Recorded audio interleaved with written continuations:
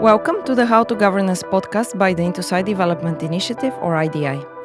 The How to Governance podcast aims to look at the road ahead for public sector governance and the implications for supreme audit institutions, in short, SAIs. In the podcast, we will explore important and upcoming governance topics and new developments, together with exciting guests from and beyond the SAI community. I'd like to emphasize that the views and opinions expressed in this podcast are those of the speakers and do not necessarily reflect the views or positions of any entities they represent. My name is Dafina Dimitrova, and I'm a senior manager at the IDI Governance Department. In the first two episodes of the How to Governance podcast, we will be discussing one of the hottest topics in recent times, namely sustainability reporting in the public sector. We will be hearing in the first episode from Nina Johansson, a sustainability expert in CIPFA, the Chartered Institute of Public Finance and Accountancy, about the concept itself as well as about CIPFA's research and insights into public sector sustainability reporting and its current state. Nina, thank you so much for coming here today and making the journey all the way from Sweden or maybe the UK. Before we dive into the topic of sustainability reporting, I'm sure our viewers would like to hear and to learn a little bit more about you and your background. Sure. Thanks so much, Dafina. And hello, everyone. My name is Nina Johansson, and I am CIPFA's very own sustainability advisor. So as for my background, it spans both the policy and the operational space. Before joining CIPFA, I held a number of roles in certification bodies and consulting organizations that operated in the sustainability space. And I have worked for quite a few years in the corporate social responsibility and supply chain consulting space, primarily around audit and human rights. Previously to that, I spent 7 years as a local politician in my native country of Sweden, where I served on the environmental committee. And as part of that, I was a cog in the cross-party coalition group that was responsible for the strategic and long-term environmental work of the city of Malmö. That's just a brief little intro on me. It's a real pleasure to be here today talking to you all about this very important burning topic area.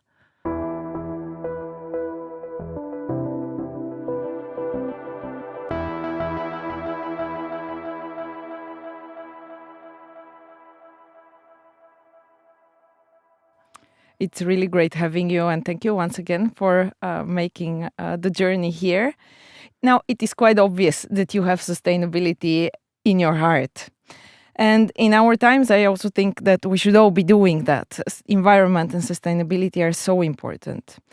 And now, CIPFA, to our topic, has recently published a report entitled Public Sector Sustainability Reporting: Time to Step It Up. And it clearly demonstrates that sustainability reporting in the public sector is very much lagging behind. And I suppose a first question that our audience will be wondering about is, isn't the sustainability reporting actually something that is primarily for the private sector? Why should the public sector be involved in that? Could you say a little bit more about what sustainability reporting actually is and why should the public sector care? That's an interesting question. So sustainability reporting, in essence, is the act of disclosing an organization's sustainability-related impact. And with that kind of knowledge, the organization can better understand its impact and where it actually needs to improve, right? And it also makes it possible for the organization to benchmark themselves, which enables a bigger picture, but also for the public sector as a whole to benchmark themselves so that we can get a vision of what is happening across the board. Now, why is it important for the public sector? Well, the public sector, it's often the biggest economic driver in developed nations. And because of this, it's also very likely to have the largest environmental impact as well. And that's through things like healthcare services and waste collection, the armed forces, and other public services. And it doesn't only produce its own carbon footprint through these vital services and beyond, but it also sets the standards for the private sector's emissions and impact.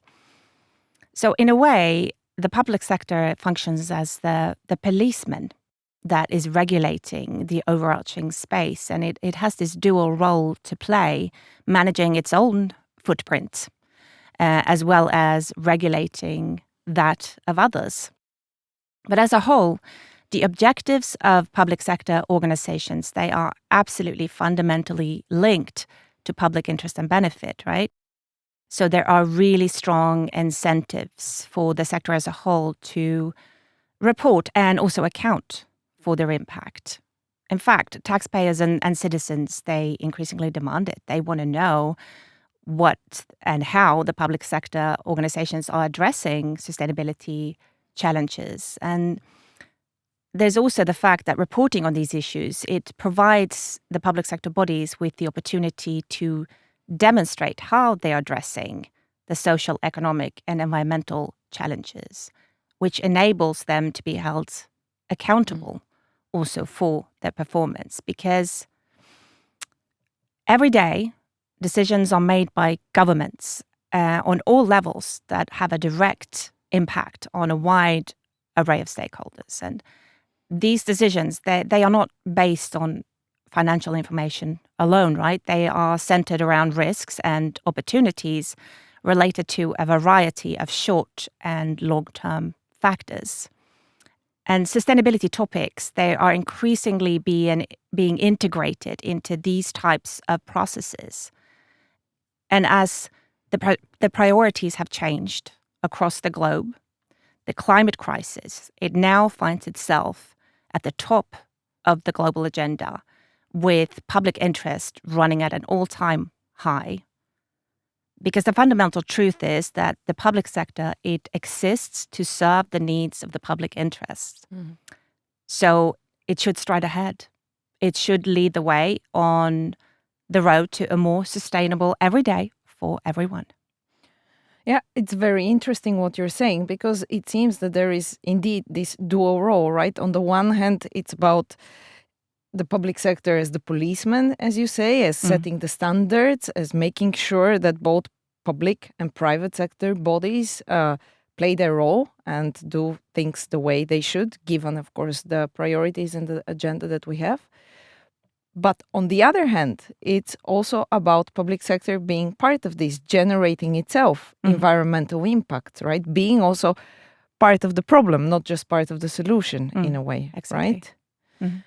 And I'm wondering though, how far is it lagging behind, and why is it lagging behind? Well, Dafina, the distinction between private and public domain, it's not black or white, but instead it's dependent on the specific context of a state or even a region. For example, transportation policy can be a mixture, as well as other areas of our society. And public sector organizations are some of the largest contributors to most nations' economies, and they can directly and indirectly affect those economies, the environment, and society in a really profound way.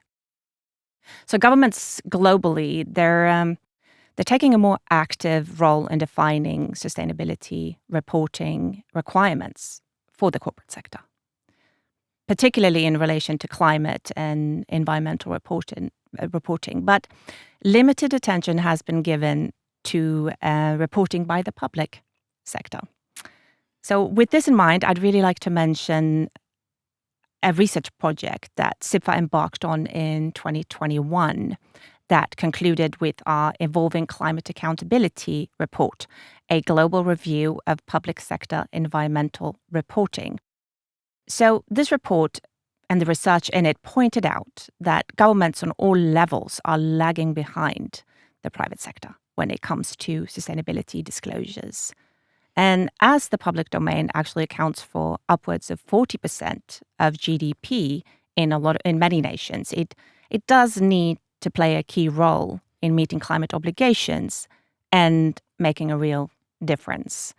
And in order to lead from the front, the key, as always, is is information. And after all, carbon is carbon. The planet doesn't really care who produced it. So this is where sustainability reporting and data comes into play. Because when we make the invisible visible, that's when we are able to benchmark and to establish a base level so that we can indeed carry out due diligence and reach that positive impact. Because in the future, financial statements on their own, they're not going to provide enough information to actually embed that systems change that we need to see. Instead, we need non-financial information on progress towards sustainability targets and key drivers of climate change. There is one concept that I have been wondering about a little bit because it is often referred to, and I'm sure many in our audience also have noticed it. This is this concept of integrated reporting. Sustainability reporting, integrated reporting, performance reporting. What is the difference between sustainability reporting or integrated reporting? Is it the same thing? What is the concept there? Well, an integrated reporting approach, it's kind of a precursor, shall we say, to what is expected. And its main objective is to provide framework for reporting on the performance of an organization. And that's both from an environmental and a social standpoint, with a view then to measure impact and footprint. And usually it forms part of the annual financial statement and the director's report that outlines the performance of the organization. It has a lot of positives, but at this stage, it's unfortunately not the common approach because it's not mandated by law. Mm-hmm. And thus the progression has been rather slow. An important component when it comes to integrated reporting is that there shouldn't be anything within the social and environmental data reported that contradicts the reporting part of the annual report in terms of the financial data. But instead, that sort of wider scope should provide a more expansive footprint that stretches beyond the financial aspect into both the environmental and social domain. So in essence, an integrated reporting setup should function as sort of the bedrock or benchmark that allows an organization to report on its wider scale impact. Mm-hmm. Let me see if I understand this right. So it would be about the standard performance report of an organization that includes information about the extent to which the organization is achieving its objectives, which can vary, of course, depending on what kind of an agency or a body it is. Mm. And then, of course, the financial information that is included there, the financial statement, right? But also then information when it comes to environmental impact and social impact. That's right. Right? But that should be information that in a way flows or is related to the rest of the information in the report. It shouldn't be, let's say, separate. Yes. So that's the integrated part of it. That's the integrated part of it. All right. Yeah. But it is not a practice that is common or mandated. No. In the public sector. In the public sector. It's not commonly used at this stage or mandated. My view is that positive development, it doesn't start from a blank sheet of paper, right? Instead, you must start to collect the data to establish that very important baseline. That's your starting point as an organization. And then you can consciously and proactively establish what's the best way forward. Mm-hmm. Right, because you need to think, of course, of what are my environmental objectives, what are my social objectives, what, from the perspective of a public sector, of course, organization, what kind of an impact in the long term am I seeking to achieve, right? Exactly. And that, of course, should be first part of your strategy and then part of your implementation, and then obviously should be reflected in the report. But that's a very long process. And as you say, of course, understanding the type of information, the type of data that you need to include in the report, that's probably one of the biggest challenge. That's key. I think we're going to be talking about that quite a bit. I think we will come to that.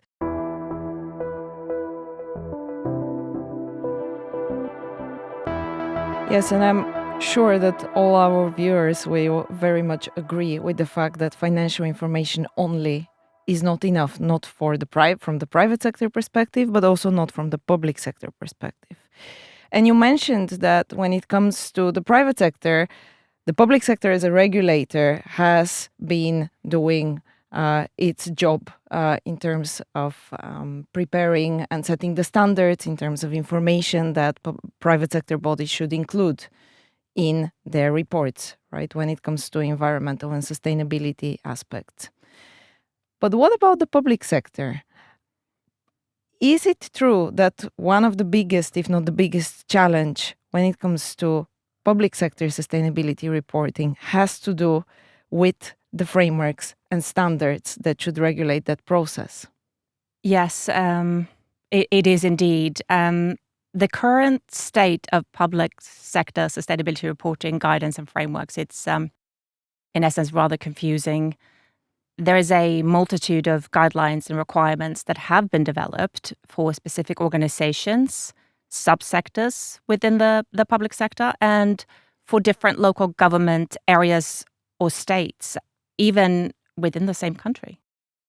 And many of these require disclosure of indicators and information that is actually a subset of those required by the GRI standards, but with no consideration given to national, let alone global consistency. Yes. But of course, this kind of patchwork of standards, it's inefficient and inconsistent. So you mentioned our recently published report, Sustainability Reporting, Time to Step It Up. And in this report, we examine some of the main barriers to widespread adoption of sustainability reporting. And we advocate for using frameworks and standards that already exist and that are relevant and useful to the unique needs of the public sector, rather than going about developing and adopting new ones, which will create delay and, of course, resource pressures. So this report it's aimed at preparers of sustainability disclosures and reports, and also at policymakers. We'll talk more about that a bit later, I think.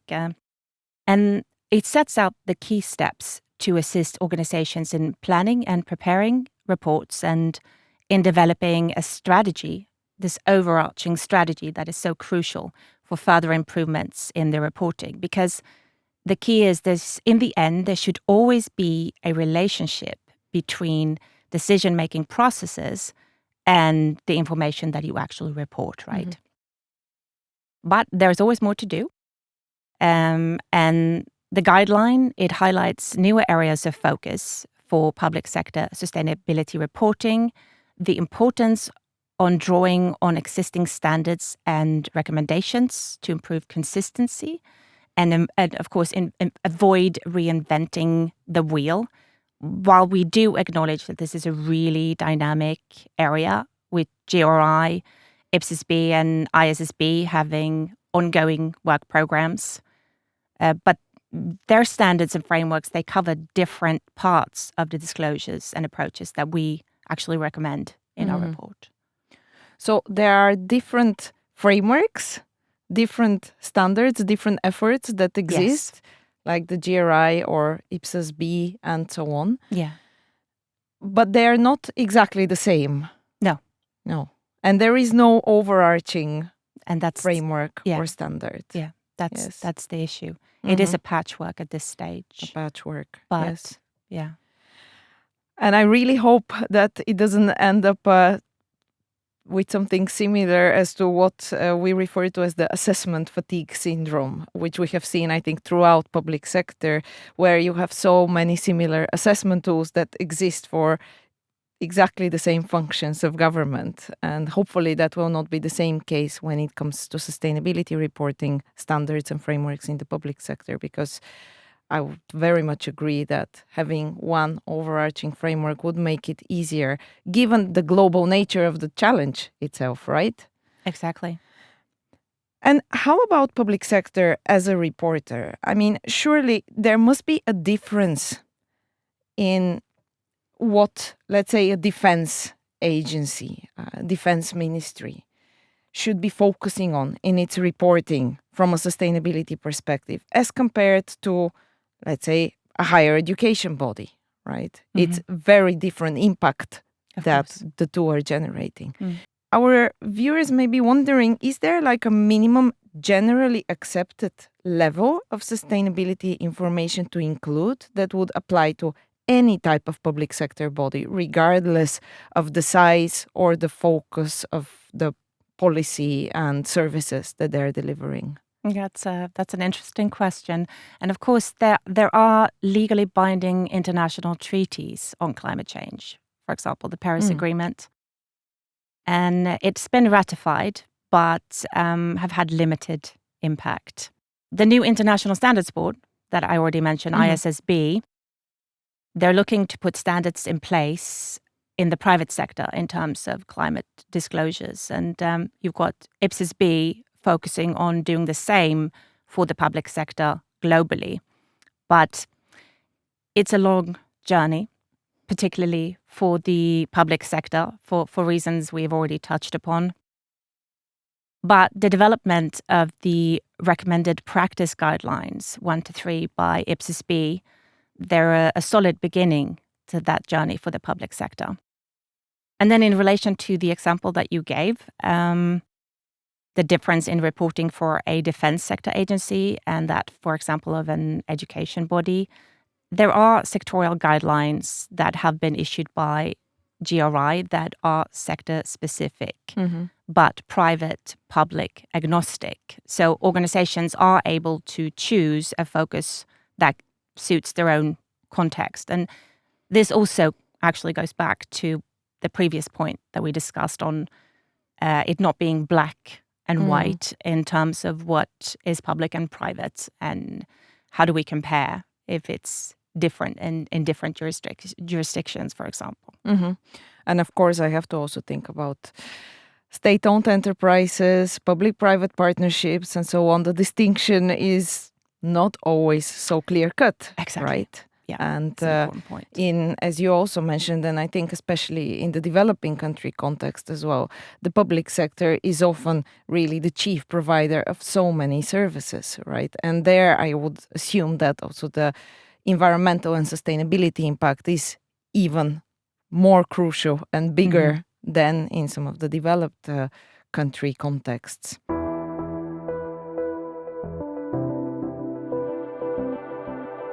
I want to already now ask you a little bit about what is the role of SAIs in this process? Really, I mean, they are also public sector organizations as others, but they also have a very specific oversight function. How does that relate to sustainability reporting? Well, I mean, there is a crucial role to be played by supreme audit institutions as external auditors, providing independent and objective validation of the information shared with organizations across the sector to the public. And then you've got accountability, which is a fundamental tenet of public administration. And it's really essential to have good processes in place to enable those charged with governance to be held accountable for their actions and for their performance. And for such processes to be able to work effectively, there needs to be clarity on the objectives and the content of any reports that are used for accountability purposes, right?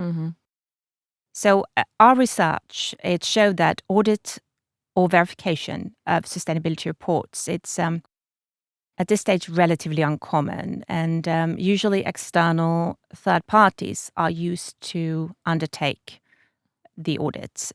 Sometimes supplemented by internal audit or other internal resources. But in our research, it was pinpointed that the lack of SAI involvement in the audit and verification process, it was seen as really limiting to the accountability process, right? A discussant in one of our CIPFA roundtables noted that SAIs are really good at getting parliaments and their committees involved in any issues that they audit. But whilst our research noted that entities that prepared sustainability reports had a mix of reasons for actually doing it, the majority did it for accountability purposes. And a key element of this is the public accountability processes that public sector entities often face. For example, the parliamentary committees, parliamentary questions, public rights to information, etc., right? And also with the judicial audit officers, there is an important aspect of ensuring legal compliance with the necessary authorities that are required for sustainability disclosures. So the task of public sector auditing, and that goes for both internal and external audit, is to create suitable conditions and reinforce the expectations that public sector entities and public servants perform their functions economically, effectively, efficiently, ethically, and of course in accordance with applicable laws and regulations. And as parliamentary oversight and legal established frameworks are a key catalyst for driving the uptake of this type of reporting in public sector entities, the presence of SAIs in this space, it's absolutely crucial. So in addition, the auditors that partook in our research, they indicated that the main challenges in undertaking audits of sustainability reports were that lack of an established framework for preparing reports and the lack of specific standards for auditing these reports. And indeed, it seems like it's a very challenging task. If there is no overarching framework, if there are no commonly agreed standards that set the expectations, that really clarify also what any public sector body should report against to be held accountable, then how can that work be done? And actually, you also write in your report, increased demand for public sector sustainability reporting assurance will put pressure on SAIs to upskill to ensure the quality of provision. What do you mean with upskill, actually? Well, in essence, the goal of the audit, it should be to provide assurance on the economic activities and, well, in recent times also to provide, to encompass social and environmental data sets also. But along with this, the audit also has to ensure that the information forms, shall we say, a complete puzzle, and that the wider information does not contradict what is presented in the financial statements. So there is very much a need for a standardized approach, and nothing is, as we've spoken of, currently in place on a unified basis.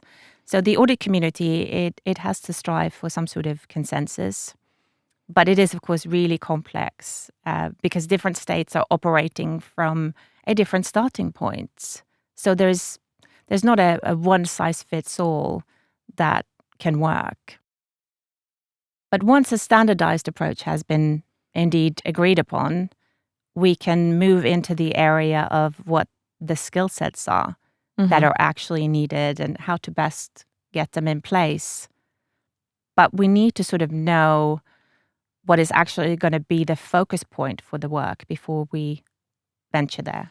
And like I said before, it's a journey, and the audit community, it needs to make sure that no one is left behind on it, because the audit community is a crucial component when we are discussing sustainability reporting. And as a whole, the community needs to be empowered to be advocates and champions for that updated aim of the audit community and for the global world. The global context is another challenge because there's such difference in maturity level between states. And there are a few questions that I think should be pondered and answered within the audit community. And that's around the skill sets as well. So, for example, do we engage with experts outside of this new field of environmental and social data sets, or do we actually look to upskill auditors so that they can embrace the new focus area? What's realistic when you talk about that? And each stakeholder will need to review the current state of play also to establish the capacity and maturity of a country, going back to the global context. Because, I mean, remember, encompassing environmental and social data, it's not only about a regular evaluation, but it's about impact. And lots of learning really needs to happen along the way in the audit community. Because it's also that, and you mentioned this before, those states with the biggest challenges, they may have the biggest needs. And that's why we need to make sure that we move together as a community. SAIs, many of them, they have quite some experience with, for example, environmental auditing, right? And quite a few SAIs, also from developing countries, have done audits related to the Sustainable Development Goals, to the SDGs. But when we are talking about sustainability reporting, it's a completely different way of actually any organization preparing their annual report, which is then the subject of an audit. It's in a way, it's a game changer in terms of what SAI should be auditing, right? Because that would be the regular information eventually, right? That they should be doing as an audit year on year, not just in performance audits that oftentimes take, maybe longer and have a broader or a specific thematic focus. This would be the main task related also, of course, very much to the financial audits that many SAIs are doing. And this is very interesting, and there is a lot that SAIs need to do, and it will be, as you say, context specific. It will depend on the availability of skills inside the organization. It will depend on, of course, how far the country is, how far the public sector is on public sector sustainability reporting as such.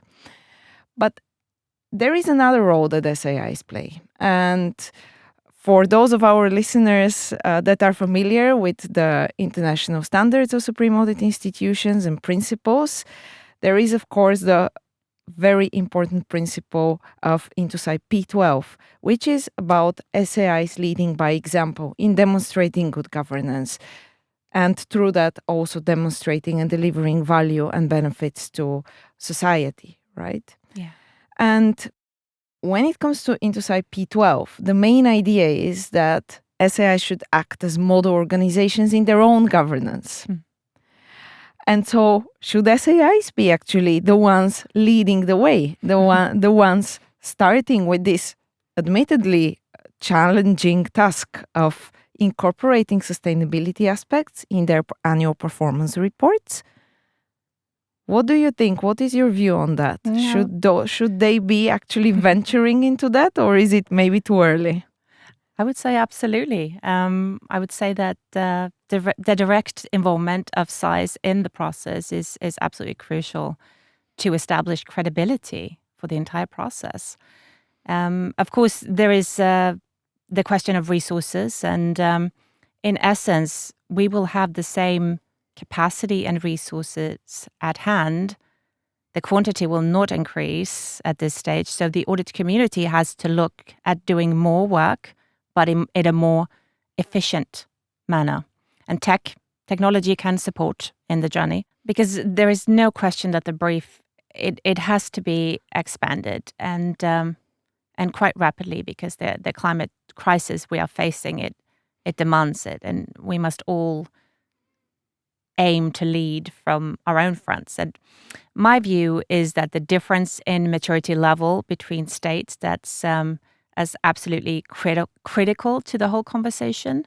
And currently, certain countries and the work that they are doing is used as a benchmark across the audit community. And I don't think that this is an efficient or even beneficial way of doing it, because the context is so highly varied. And any developments, they have to be based on the specific context of the current state of affairs, political setup, legal system, well, etc. And you also have to have accessibility to relevant data sets, which is that very important key component, and that will vary greatly across the board. And any work that is done by a state, it has to be anchored in its own context, because otherwise we risk producing qualified statements that have limited use, because the data won't be relevant to a specific context where they're actually produced, right? So ultimately, the value and benefit of the SAIs is that the work done leads to evidence-based decision-making, because that, in turn, it ensures a more mature political discourse and inclusive dialogue on these very existential threats that we're actually facing as a global world. Right. And I guess here it's, of course, back to this main idea of practice what you preach, because SAIs themselves, they may not be, of course, the biggest contributors, let's say, to increasing the carbon footprint, for example, but they are public sector organizations. They do generate some impact, right? I mean, auditors, they go out in the field, they often travel by car, for example. SAIs often subcontract. It's about what kind of procurement process and what kind of selection is made there. Have there been any considerations when it comes to what type of private sector provider is being selected and so on? And I guess these would all be important sustainability related elements that the SAI should be also including in their reports, right?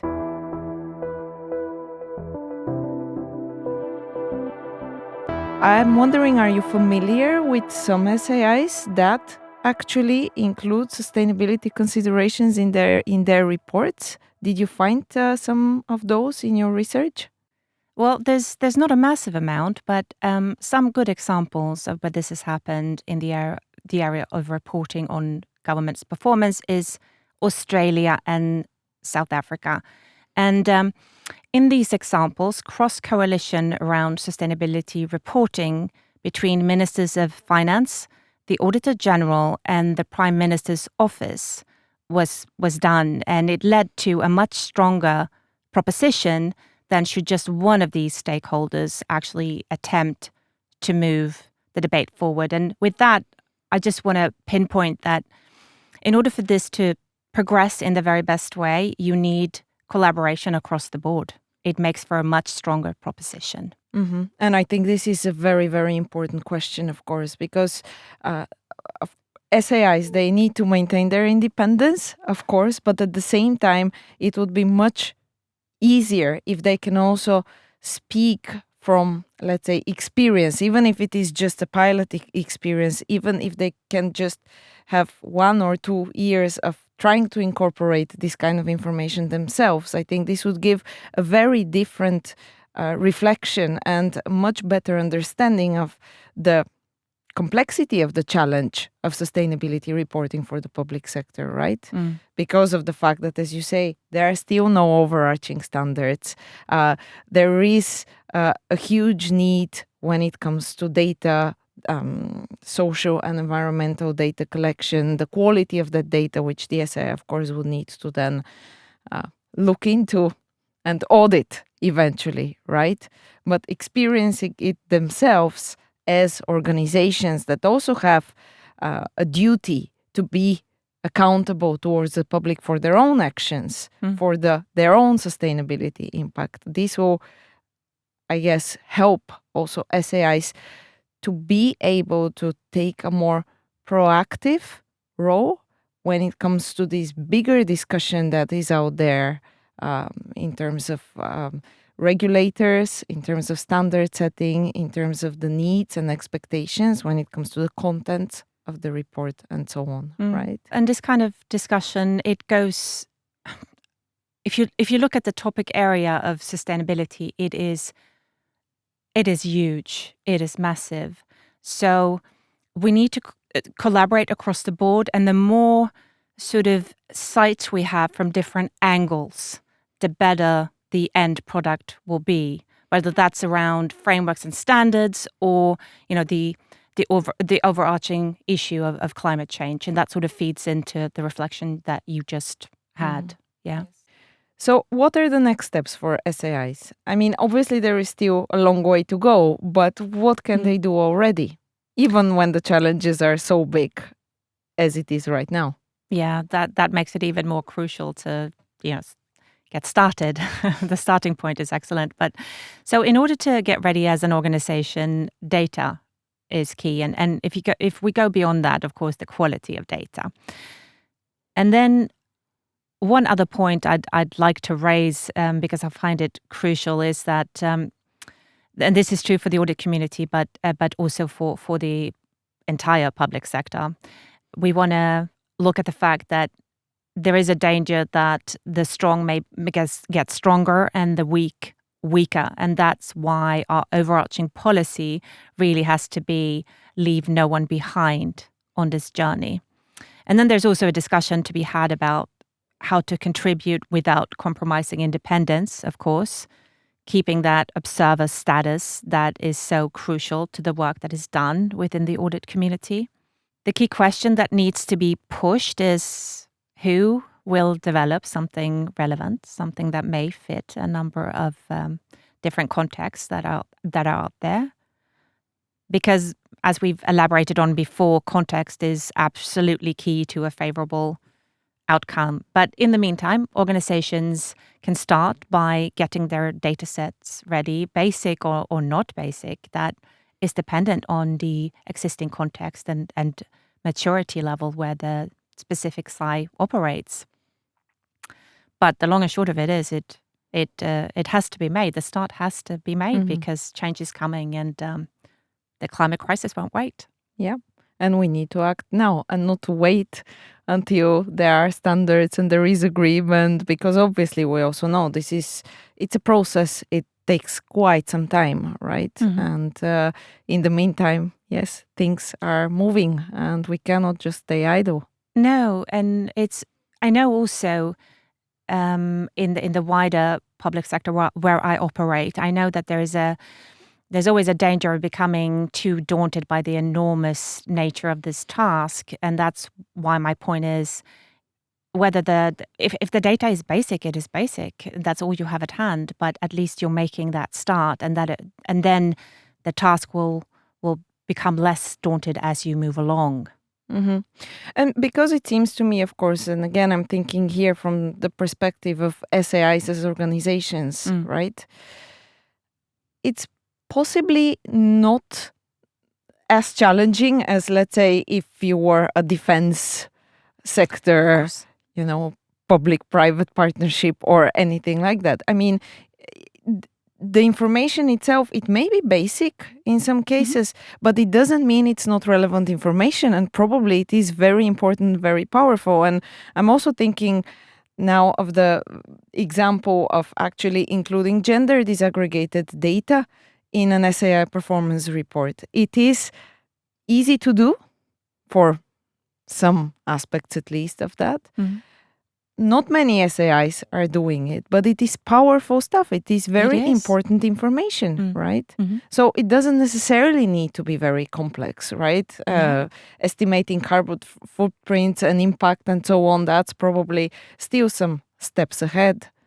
But other information likely is going to be much more available, and it is a start indeed. It gives you the baseline. Yeah, and it gives you an impact as well, and a footprint. Yeah. So there you got it. Good way to start.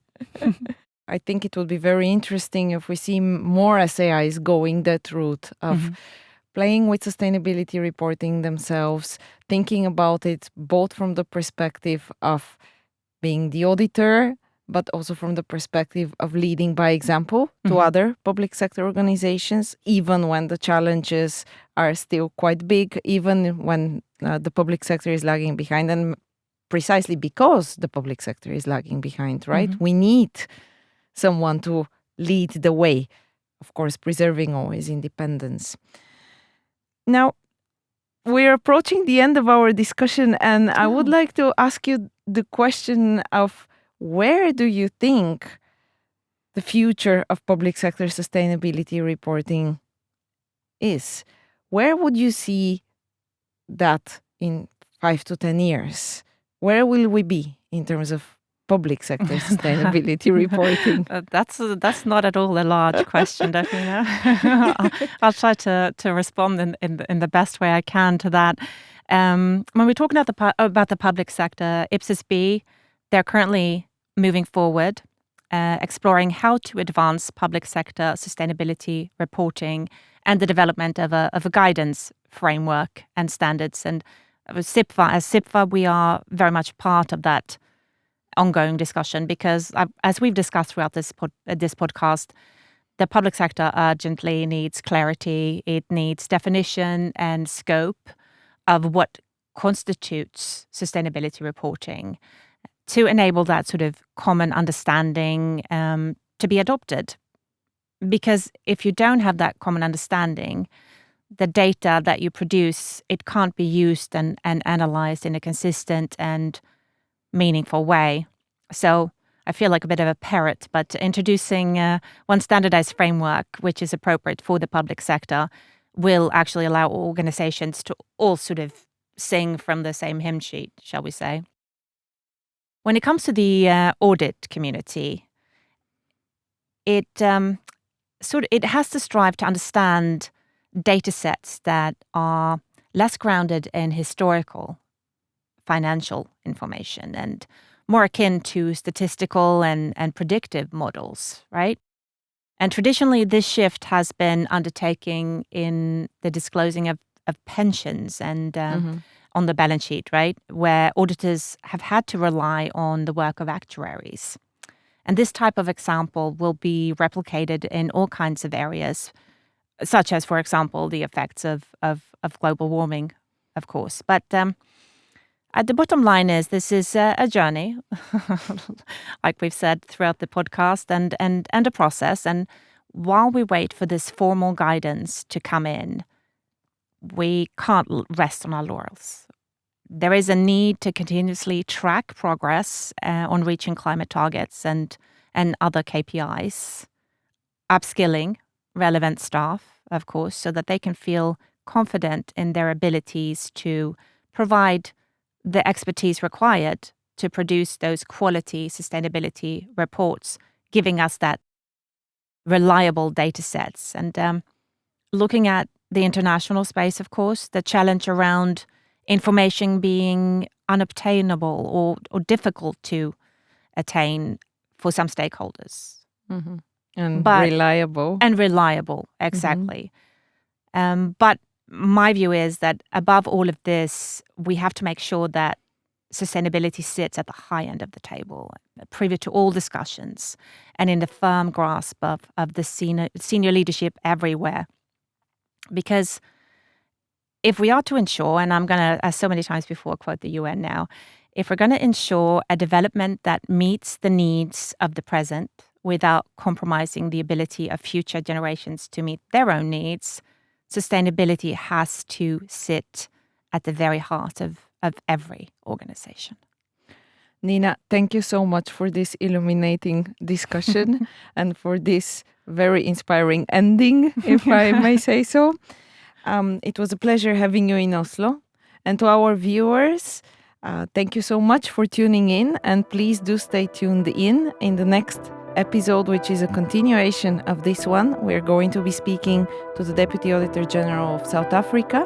And as Nina also explained, South Africa is one of the pioneer SAIs when it comes to incorporating sustainability aspects in their own performance reports. So they will be reflecting on that experience with us. Exciting. Thank you so much, Nina. Thank you so much, Stefina. It's been a pleasure. Same here.